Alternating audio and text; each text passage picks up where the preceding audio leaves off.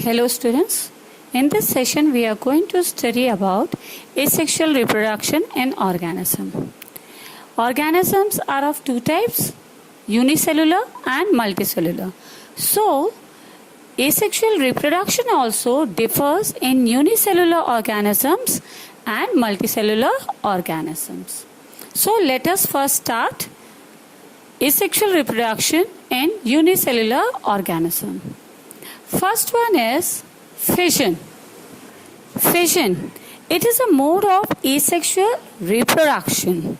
Okay, what happens in this? In this, parent undergoes division to form two or more individuals. See, it consists of mainly two steps. In first step, the nucleus divides, and in second, there is division of cytoplasm. Clear? So, binary fission and multiple fission are the two types of fission. In binary fission, binary means two. So, in this, splitting of cells takes place into two daughter cells. Binary fission occurs under the favorable condition. See, when an individual has become mature, it divides to form two similar individuals, and the parent cell disappear as it is divided into daughter cell. In this, the nucleus, or we can say nuclear matter, elongates, and then it divides into two, and after that cleavage of cytoplasm. Cleavage means division. Clear? So, division of cytoplasm in between the two daughter nuclei takes place and two daughter individuals are formed. It is common in amoeba, leishmania, paramecium. See, here also you can see that in amoeba, binary fission can take place and it occurs in a definite plane, having more organisms in their bodies. And in euglena, it is vertical. Clear?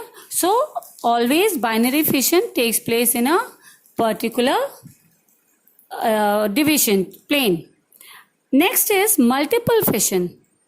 Multiple fission is the mode of multiplication in which one parent cell divides internally to form number of daughter cells.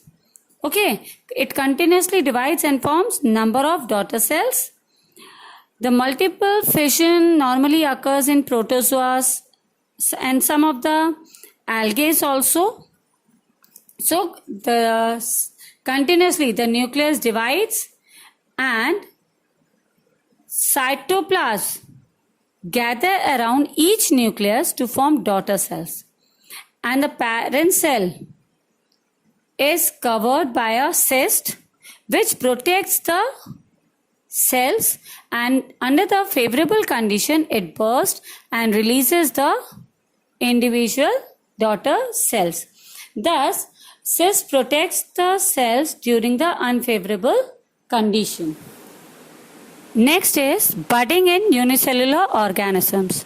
See, budding takes place in both unicellular and multicellular. So, we are going to discuss both. First, budding in yeast, or we can say unicellular organism. What is budding? See, there is a formation of an outgrowth from an organism which separates to produce a new individual. In yeast, we can see a projection is formed which develops, and after that it breaks and it grows into a new individual. During its growth, each individual produces first a small buds, okay, and then nucleus is present in the parent cell which divides, and one nucleus passes into the bud.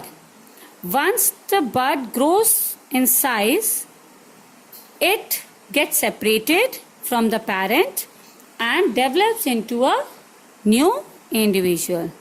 Clear? So it remain attached till the necessity. Once it is sufficient to grow separately, it get detached from the parent cell and the bud grow into a new individual. Multicellular. So we are going to discuss both. First, budding in yeast, or we can say unicellular organism. What is budding? See, there is a formation of an outgrowth from an organism which separates to produce a new individual. In yeast we can see a projection is formed which develops, and after that it breaks and it grows into a new individual. During its growth, each individual produces first a small buds, okay, and then a nucleus is present in the parent cell which divides, and one nucleus passes into the bud. Once the bud grows in size, it gets separated from the parent and develops into a new individual.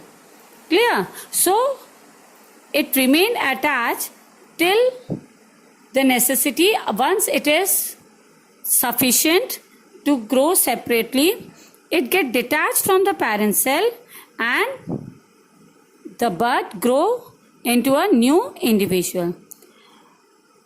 Budding in unicellular organism is different from binary fission. In binary fission, parent cell or evolution formation of daughter cell before the division of nucleus takes place, and parent individual remain intact. Okay, so what happened in binary? The parent cell divides into two, while in budding the parent's individual remain intact, and once the buds grow, it get detached from the parent cell. And now budding in hydra, or we can say multicellular organism. In this also it is same thing, that outgrowth develops from the body of an organisms which separates to form a new individual. It is a repeated cell division at a specific place which give rise to cellular structures, or we can say it forms a bud, and it grows in size. Once it grows in size, it forms tentacles are formed terminally, it get detached and it grows independently as a new individual. Next is regeneration.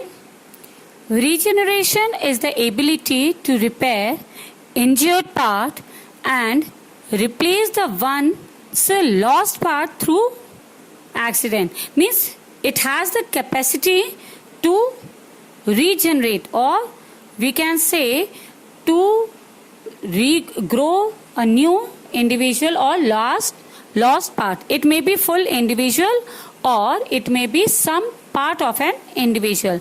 It is not compulsory that the full individual will grow. Regeneration also takes place in hydra. It takes place in planaria. It is helpful in multiplication. Okay, in both these cases it is helping in multiplication. By chance, if for any reason they are broken or cut into pieces, each piece grows into a new individual. Now regeneration is presence of special cells, and differentiation of cells takes place. So the cell undergoes differentiation, giving rise to various types of cells, and it develops. But it is not necessary that regeneration be the process of reproduction. It is always not considered as a reproduction, because organism will not depend upon being cut or broken for their reproduction. Clear? So that is the difference between regeneration and Fragmentation. In regeneration, ability to repair should be present, while in fragmentation what happened?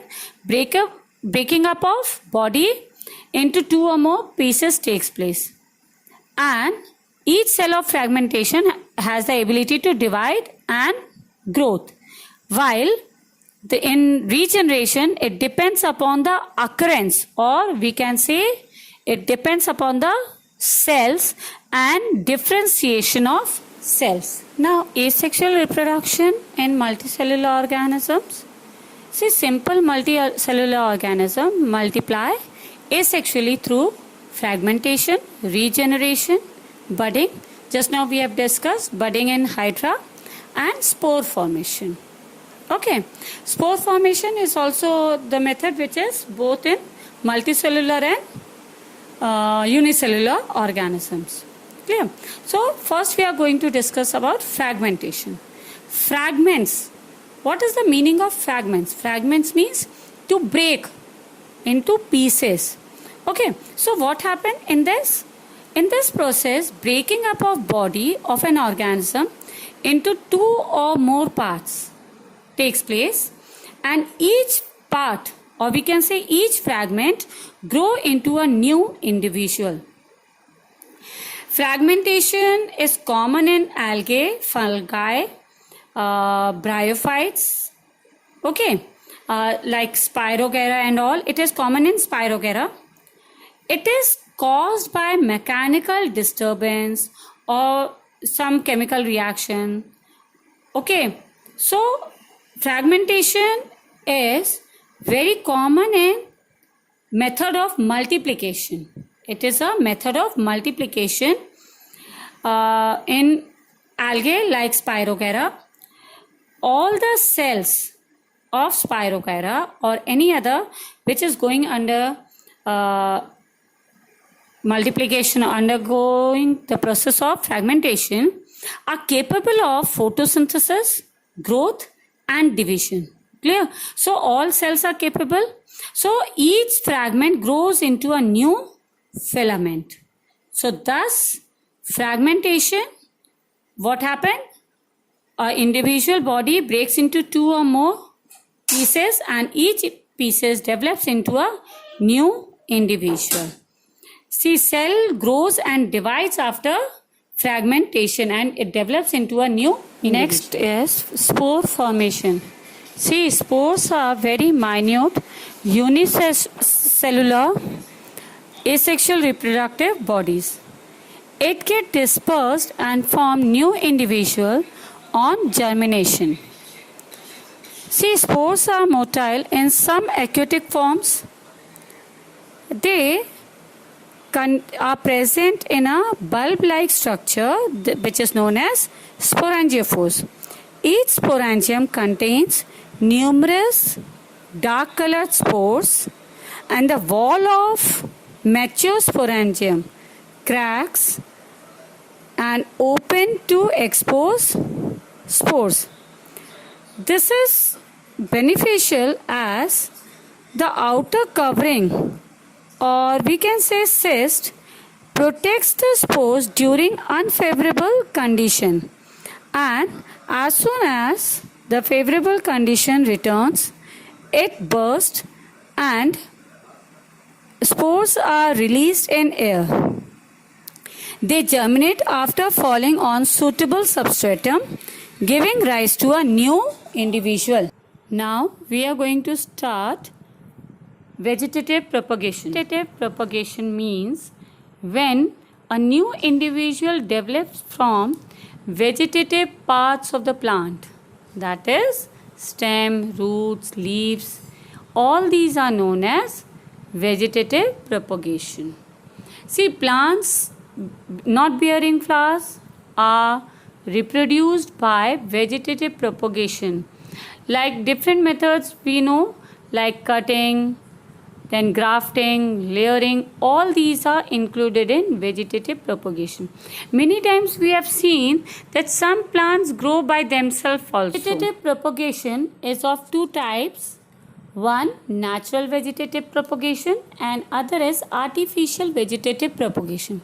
See, natural vegetative propagation. Natural means which naturally with different vegetative parts grow the new individual, the roots, stems. By themselves only they give rise to a new individual.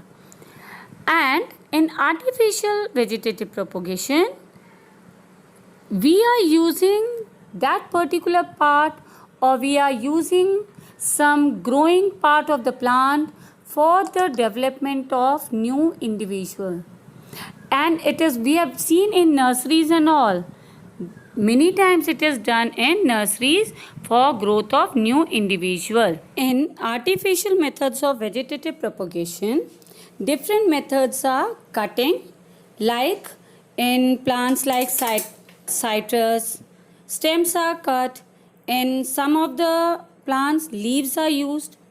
Okay, so that cutting is rooted and the new individual develops. In potato, sweet potato, root is the vegetative parts.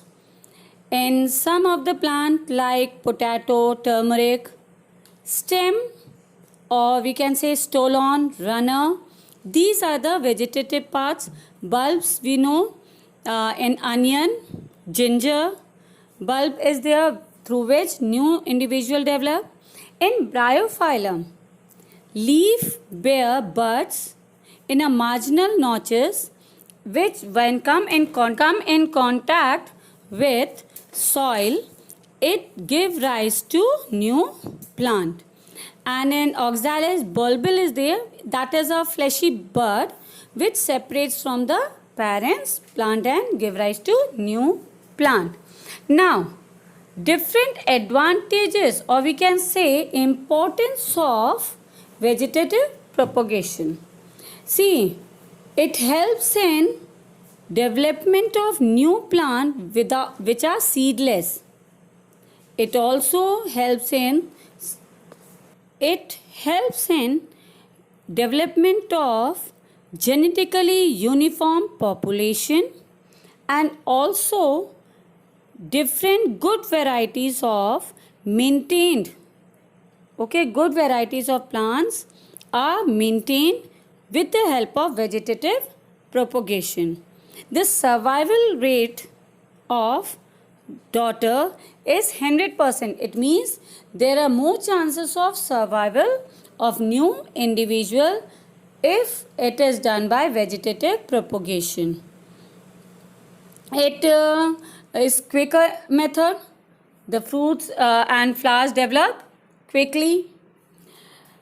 The seed germinates, falls in mature plant, and vegetative propagation helps in establishing the plant. See, it is also very helpful in horticulture. Layering and grafting are the methods which are used for better growth and production. So thus it helps in better production. Now, let us discuss tissue culture. It is the method to prepare new plants from small piece of plant tissue. The growing part of the plant, from that part a tissue is taken which is cultured in a synthetic medium, and then it is transferred to the soil and the development of plant takes place. Tissue culture helps in development of disease-free plants. It helps in developing sterile hybrids, and it is very rapid process. It can be grown fast in a very small area. Now, asexual reproduction is over. Watch the video properly and know. Thank you and have a nice day.